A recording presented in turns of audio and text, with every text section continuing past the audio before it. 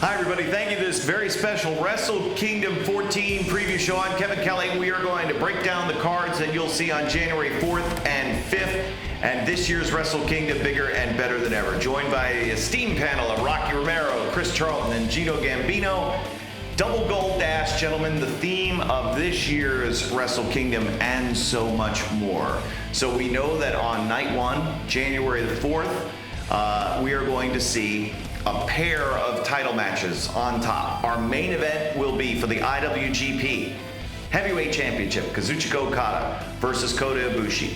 Ibushi winning the G1 Climax 29, earning this opportunity, and now the stage is set for what will be a classic match, Rocky. Absolute classic match. I mean, when these two met at Budokan for the G1 final, I mean, it could have gone any way. And now we are. Stakes are bigger than ever. Wrestle Kingdom.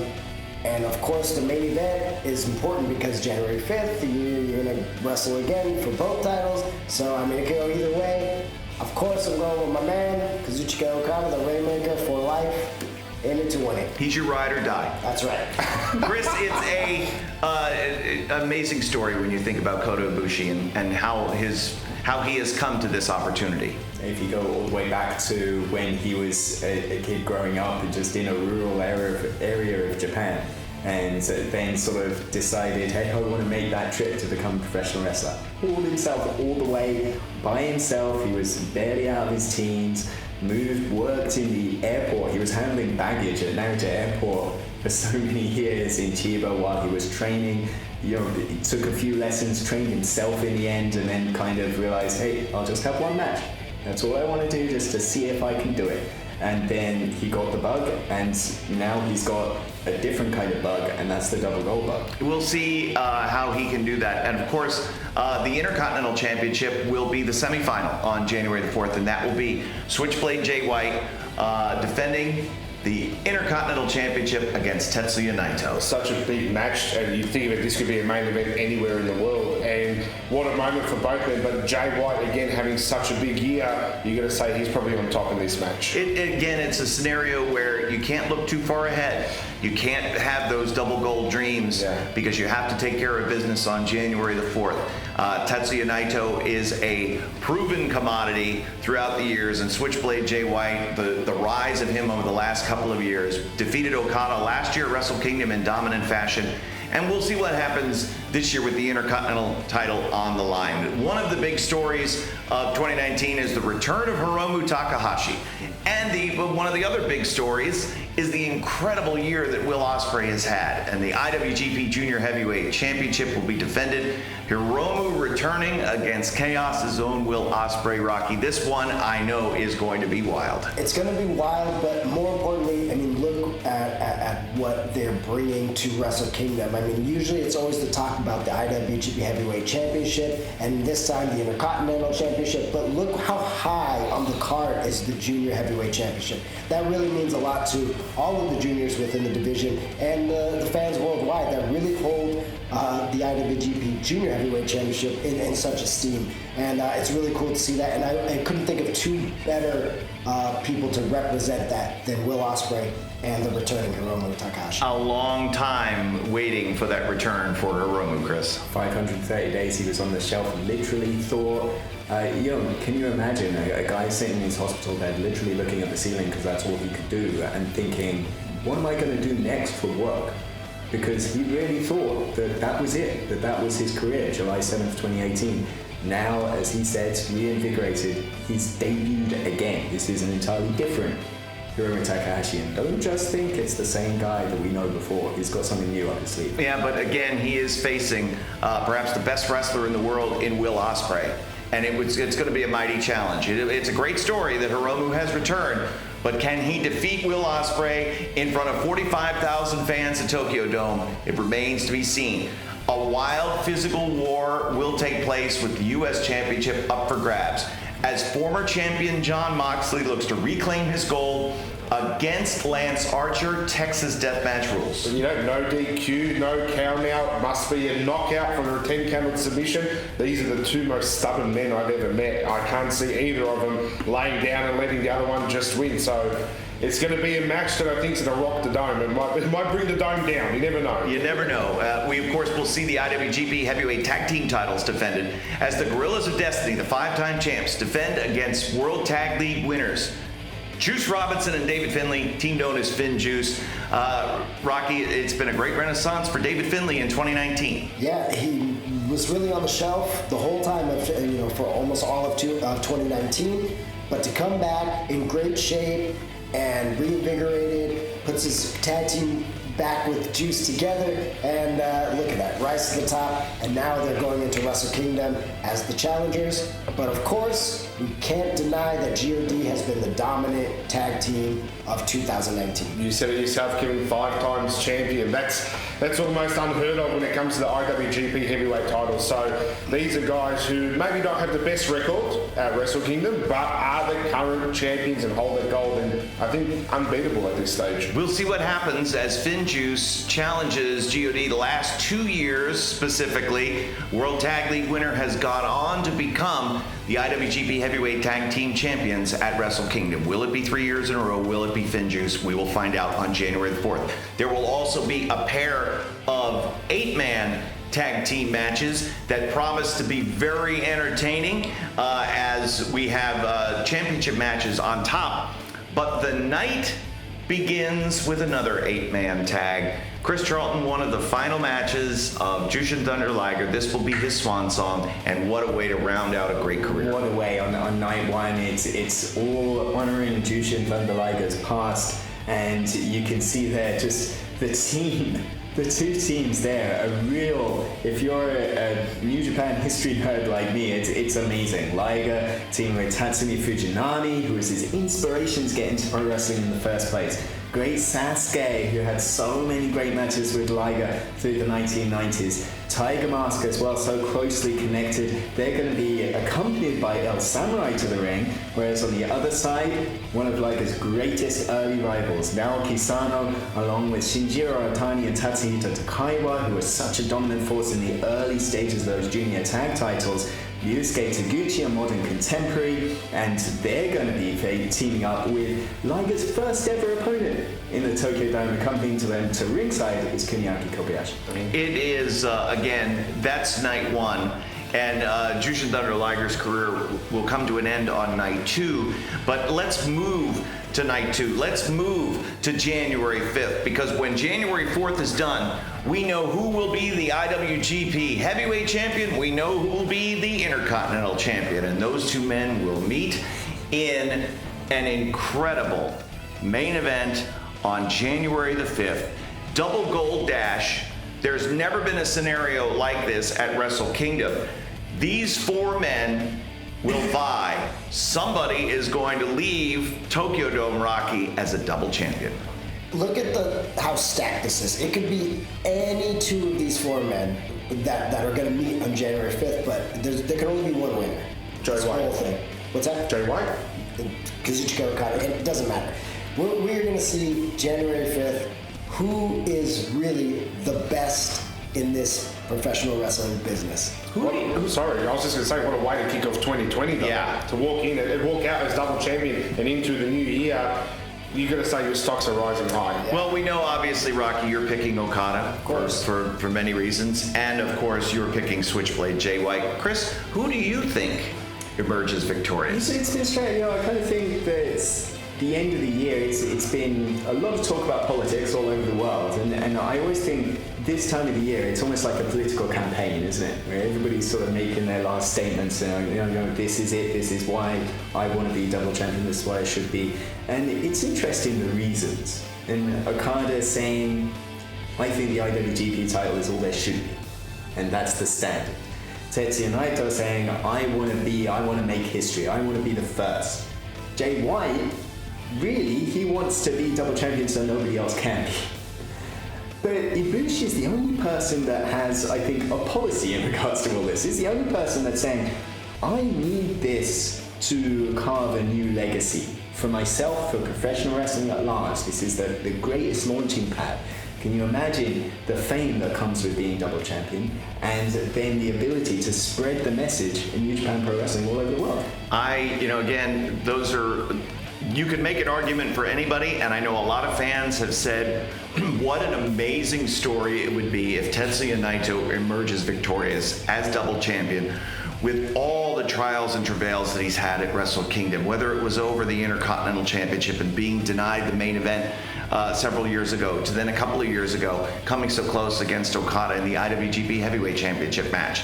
It could be an amazing story written for Tetsuya Naito. Somebody's going to make history at Double Gold Dash. Biggest moment probably in New Japan history, I think, is because really we're ending the chapter of 1 decade and starting a brand new decade with the most eyes on New Japan Pro Wrestling worldwide.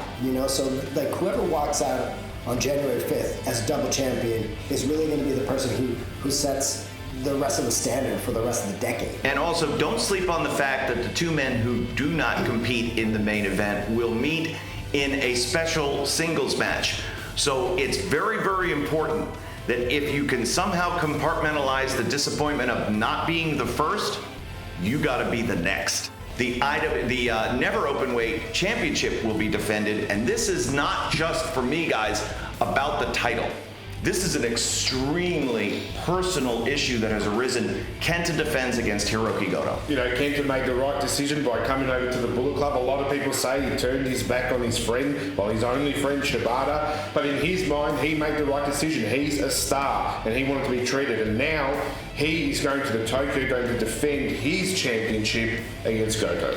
And for Kenta and the story with Shibata, the betrayal of Shibata really raised the ire of Hiroshi Goto. But Goto has earned this opportunity. He's not just in this match, Chris, because he's Shibata's friend.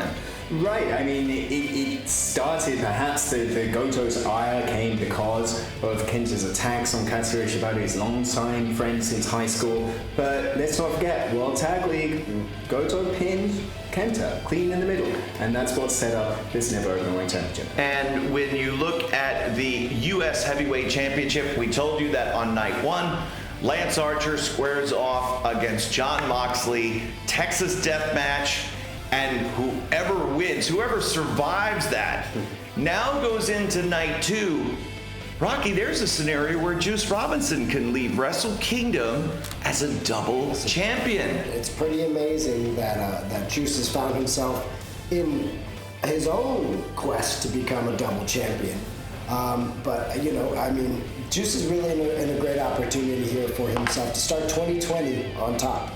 And one match that certainly came about going back to Dominion in June, and then the challenge was laid down via video, was Chris Jericho versus Hiroshi Tanahashi. The ace versus the painmaker. Jericho has done it all in his career, Gino. Yeah. And now an opportunity. He says he's going to end the career of Hiroshi Tanahashi. If you had come to me a year ago, 2 years ago, and said you're going to see Jericho versus Tanahashi at the Tokyo Dome, I would have laughed in your face. And this is a moment for all wrestling fans across the world. We know Jericho's history, but we also know what the Ace has done for New Japan. So this match is humongous. The Dome can't control it, I think. This is a massive match for both men and for wrestling throughout history. And the world is definitely going to be talking. Anytime Chris Jericho speaks, everybody listens. And Tanahashi had better be ready, because Jericho is going to push the ace far beyond any physical limit that we've ever seen Tanahashi tested. So it's going to be very, very interesting to see what happens there as Jericho collides with Hiroshi Tanahashi at Wrestle Kingdom. It's 2 nights, January 4th, January 5th, and one of the other title matches that we're going to see on the 5th is going to be the British Heavyweight Championship, a Rev Pro title once again defended at Wrestle Kingdom. Zack Sabre Jr. versus Sonata, Chris. Yeah, incredible. For the second straight year, the British Heavyweight Championship being defended inside the Tokyo Dome. And a real interesting mesh of styles between Sonata and Zack Sabre Jr. Really, we could be seeing the next evolution of strong style in many ways. Zack Sabre Jr. claims that he owns strong style now, that he has the chin for it at least. But Sonata as well, he's got his own philosophy towards professional wrestling. We're going to see a great, fantastic, classical wrestling match. What an amazing 2019 for Sonata, Rocky, who has grown leaps and bounds. No, I mean, for the biggest moment, I think, was defeating Kazuchika Okada when he had the opportunity. And I mean, it's really... But the only thing about Sonata is he's found himself in so many moments where he wrestled Okada, he couldn't get it done, finally got the moment, he did it, and what a fantastic match they had at King of Pro Wrestling. I mean, Togo Sports Match of the Year, but in this one I see Sonata hopefully walking out with the championship and finally get some gold around his waist. And I do want to start with Rocky for this next one as well, as this is retribution. The IWGP Junior Heavyweight Tag Team titles are on the line. 3-time Super Junior Tag League winners Roppongi 3K against the current champions El Phantasmo and Taiji Ishimori. Going back to June when ELP and Ishimori took the titles from Roppongi 3K, the rise of the Super Junior Tag League victory, and the theft of the trophies following the match, Rock. Right. I mean, look, they're Gino's boys. What a wild accusation. Theft. I mean, blatant theft. I mean, there's a video. They were robbed of that tournament. They had equal points, and they should have been in that final. Well, listen, some clerk making a typographical error on the website, changing the mindset of ELP and Ishimori is hardly an excuse for what they did, stealing the trophies away after Roppongi 3K rightfully won. No, I'm tired of the accusations. Well, yelling at me. The most important thing is that Sho and Yo are ready for January 5th, and I hope ELP and Ishimori are as well. What do you think, Gino? I think they're ready. They're currently holding the gold. Bullet Club almost holds all the gold throughout this company. So really, that night could be massive for Bullet Club, and I think it's going to start with these guys right here. Could be quite a roll call at the end of the night if you think about it. One faction could really be dominant, holding a lot of championships, Chris, at the end of Wrestle Kingdom. That's absolutely right. If White walks out with the double gold, you've then got junior tag team champions potentially, IWGP heavyweight tag team champions potentially. Never open weight tag. Never open weight. Yes, and again, with Chaos as well, they have a chance to garner gold with Okada, with Goto, with Osprey, the never open weight tag 6-man titles, junior heavyweight championships. There's a lot at stake. And then LIJ, you could have Naito with double gold, Hiromu, junior heavyweight champion potentially, and then perhaps Sonata with a foothold in Europe as well. So I mean, really, it sounds like a cliche to say who holds the gold holds the power, but that we're going to see real shifts in the power dynamics in New Japan Pro Wrestling coming out of January 5th.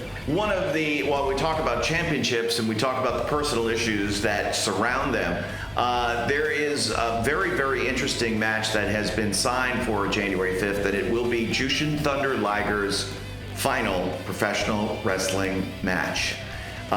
We had speculated for weeks as to who the opponent or opponents would be, and back at the finals of World Tag League, we heard from Ryu Lee, who said, "I would love to be the man to face you in your final match." Liger said, "I've got some other ideas in mind."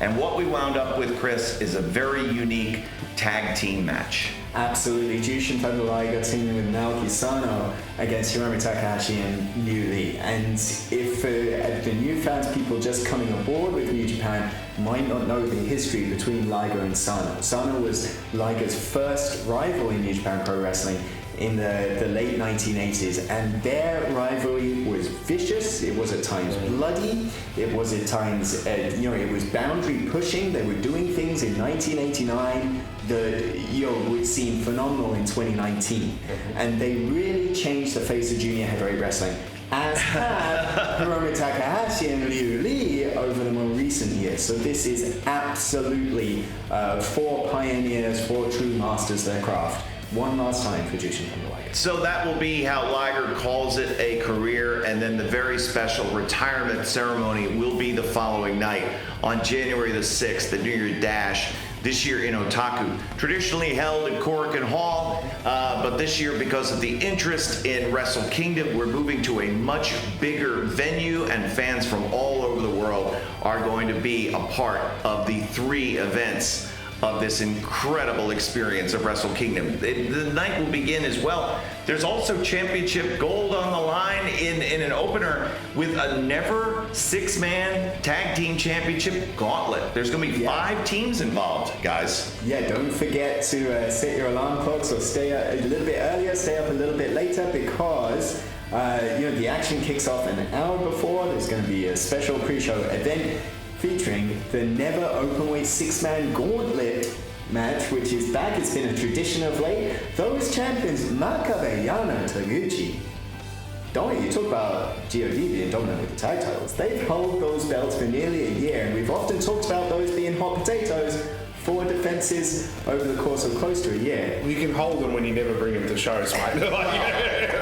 This is a great opportunity, though, I think, for Chaos to garner some gold. This would be a special moment, I think, when you look at Yoshihashi and Robbie Eagles, what that would mean for them. Absolutely. It'd be a big opportunity for Robbie. It'd be a big opportunity for Yoshihashi to start 2020 on a high note. Obviously, Yoshihashi has had a hard 2019.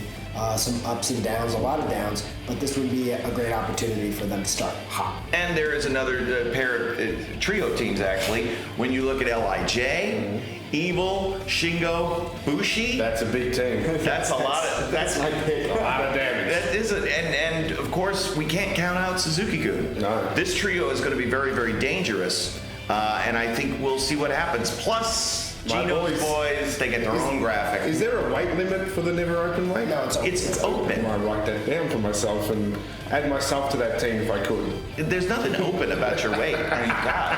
But there you go. Look at that perfect graphic. Wrestle Kingdom 14 and your never open weight champions right there. All right, so that's going to put a wrap here on this special preview event of Wrestle Kingdom. The entire cards are up. If you want to find out where the matches are taking place, in what order, and who's competing against whom, just go to NJPW1972.com so you know what the lineups are for January 4th and 5th. And of course, all the action will take place live on NJPWWorld.com. The 4 of us will be there broadcasting. We might kick you out for a little while, Gino, have Rocky sit in. That'd make a lot of people happy. And we always want to make the fans happy. But again, we want to invite you all to join us. If you're not going to be with us live in Tokyo Dome, the best place to be to see all the action of New Japan Pro Wrestling year in, year out, event after event, and especially at Wrestle Kingdom, is right here on NJPWWorld.com. You can subscribe right now so you don't miss a moment of New Japan Pro Wrestling action. For Rocky Romero, Chris Charlton, and Gino Gambino, I'm Kevin Kelly. Thanks for joining us, and we'll see you at the Tokyo Dome.